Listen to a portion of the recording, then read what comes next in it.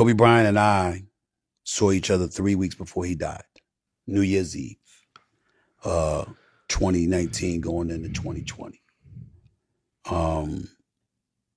Where we were is nobody's business. We were at a party of a superstar that was having a party at his house. And we were there, and people were around and they saw us.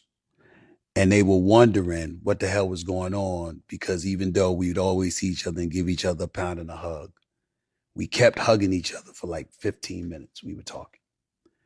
And he was incredibly proud of me because of what I was doing in my career and where I was going. And we were talking about it because he was doing he was doing his thing for ESPN and ESPN Plus Detail. And he knew that I was about to start my production company and stuff like that. And we were talking about collaborating on certain projects and stuff like that coming forward. And we were supposed to meet a few weeks later before his fatal helicopter crash. What I remember about that night is I had never seen him that happy, ever, in all the years that I knew him. And we were talking about his happiness. He was talking about me and what I was accomplishing and what we were going to do. And I was talking to him about his happiness. And he said, it's just a good feeling to know as much stuff that I want to do now, that my initial list, I did it all.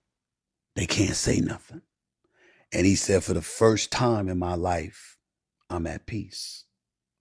You know, he could go to a game with Gianna, God rest her lovely soul, and he could sit up there at the game, and there was no itch to be back on the court. There was no itch to have another championship. There was no itch to be recognized differently or anything like that. He did it. He did it. And he was like, this is what life is all about. When you achieve what you set out to achieve and you know that you left nothing on the table. And when you have that, that is when you are at peace. It doesn't come before then. And he was very, very good and very big on making sure that his story was relatable to everyone in life. He's talking about you guys. He's talking about me. He's talking about Solange. He's talking about everybody. He's talking about whatever it is that's inside of you that does it for you. That's what you're supposed to be going after. He was wise enough to do it and pull it off. And the misery that other people feel is because they know, as I remember this Pastor T.D. Jakes once said, he said, you can lock a tiger or a lion can be born into captivity, and they only know one way. He said, but why is the cage encasing them? He said, because there's something in them that says, there's something out there. There's something more out there. And with Kobe, he was like, yeah, I knew there was something out there, and I went and got it. And he said, I want more now, but if everything ended now, I did it. I got my family, I got my kids, and I got all of these accomplishments, and there's nothing that anybody could say.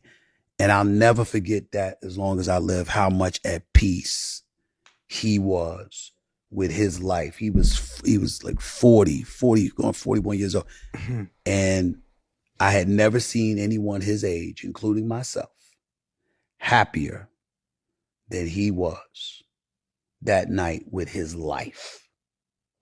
And that's what I hold on to. And that's the kind of thing that, you know, I put into my book when I got COVID and I start reflecting on my life and looking back at things. I'm like, damn, you know, yeah, I'm hungry. You know, now the book's on the bestseller list.